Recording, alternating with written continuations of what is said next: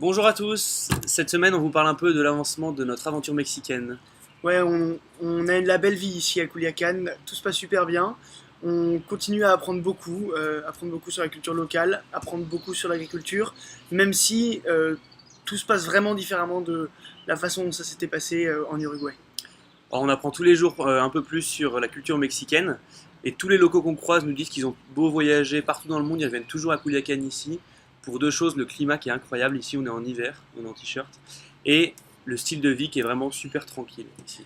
Ouais, il fait donc toujours très beau, et puis tout le monde travaille certes, mais tous ceux qu'on a rencontrés prennent le temps de rentrer chez eux, prendre le petit déjeuner de 10 à 11 heures avec leur famille, ou de déjeuner avec les copains, où que ce soit dans la ville.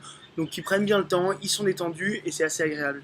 Et à propos de repas, la semaine dernière on a fait un repas français à la famille qui nous accueille, donc on a pris 3-4 heures pour faire des tomates mozza, une quiche lorraine qu'on a failli rater, une ratatouille et des crêpes. C'était assez marrant. Pour nous, c'était pas fameux, mais on a l'impression que la cuisine française a assez bonne réputation, parce que ils avaient l'impression d'être dans un 5 étoiles, enfin 3 étoiles, c'était assez marrant. Donc on profite vraiment de la vie ici, toujours sans autre divertissement que la lecture, l'écriture et le sport pour nous. Donc Jules fait beaucoup de vélo avec Carlos Senior qui est un mordu de vélo. Moi je continue à courir autant que possible dans la ville. Voilà. Une chose qu'on a remarqué néanmoins et qui est assez marrante, c'est qu'on est en moins bonne santé ici en ville avec tout le confort possible qu'on était en Uruguay dans la grange, dans la ferme dans laquelle on travaillait.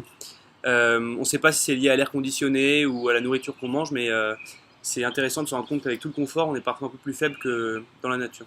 Ouais, et à part ce confort, on n'oublie quand même pas ce pourquoi on est parti, l'agriculture. Comme on vous l'a déjà dit, pour des raisons de sécurité ici, on ne peut pas travailler. Euh, on ne le savait pas avant de venir, on s'en est rendu compte ici, et on sent que c'est un point central de notre projet. L'idée du projet, c'est toujours la même, c'est pas d'être des bons élèves comme on est d'habitude. On veut voir ce que ça veut dire de produire de la nourriture, les efforts humains, les efforts physiques que ça représente. On accepte et on profite donc ici parce qu'on apprend énormément, et on va se remettre au travail dans les champs par la suite, dès notre arrivée aux États-Unis, pour voir ce que c'est donc de travailler et de produire de la nourriture. Et ici, grâce au contact et à l'aide incroyable que nous a donné Carlos, le père de famille, on a pu rencontrer les principaux agriculteurs et visiter les principales exploitations de la région. Donc on a visité surtout sur les tomates la semaine dernière. Cette semaine, on a rencontré Jorge et Rodolfo qui ont une exploitation de maïs de 300 hectares et qui font pousser des graines pas pour les vendre, mais pour alimenter les agriculteurs de la région en graines de qualité. Donc en fait, ils font pousser du maïs, ils récoltent les grains et ils les vendent aux agriculteurs qui font pousser un maïs de meilleure qualité dans une seconde étape. Et on a aussi visité vendredi le plus grand empaquet du Mexique. C'est une sorte d'usine où travaillent 1200 personnes. C'est énorme, c'est incroyable, c'est vraiment impressionnant. Et ces personnes lavent, trient et conditionnent les tomates qu'elles reçoivent, qui arrivent directement du champ et qui s'exportent ensuite directement vers les États-Unis. Ouais, c'est vraiment impressionnant. Il faut vous imaginer une petite ville entourée de barbelés et qui est gardée par des hommes avec des fusils d'assaut, c'est incroyable. C'est un niveau de sécurité dingue. Et en termes de technologie, c'est monstrueux comme usine aussi. Ils ont des scanners de 15 mètres de long qui prennent en photo chaque tomate et qui, en fonction de la couleur de la tomate, l'affectent à un lot pour que vous achetiez dans des magasins des lots homogènes en termes de couleur de tomate. C'est vraiment incroyable. Ouais, on vous laisse voir en 30 secondes une petite vidéo qui montre à quoi ressemble donc ce centre de conditionnement, pas que des tomates, il y a aussi des concombres et du poivron, donc le plus grand du Mexique.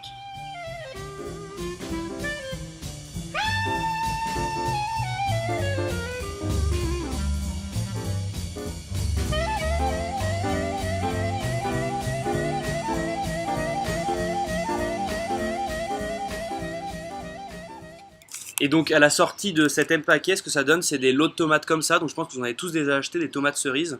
Et on se rend compte, nous, de ce qu'il y a pour arriver à ça. Entre la cueillette et ça, il y a un process C'est du monstrueux. travail, ouais. Bref, ici on a vraiment le sentiment de découvrir des choses absolument basiques tous les jours, qui sont plus qu'évidentes pour tous ceux qu'on croise et dont nous ignorions tout.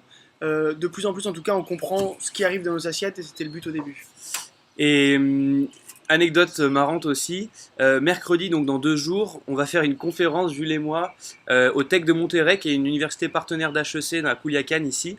Donc on a un slot d'1 heure et demie pour parler à on ne sait pas combien d'étudiants encore, en espagnol. Donc moi ça fait moins de 2 mois que j'apprends l'espagnol et je vais faire une conférence, donc on vous tient au courant.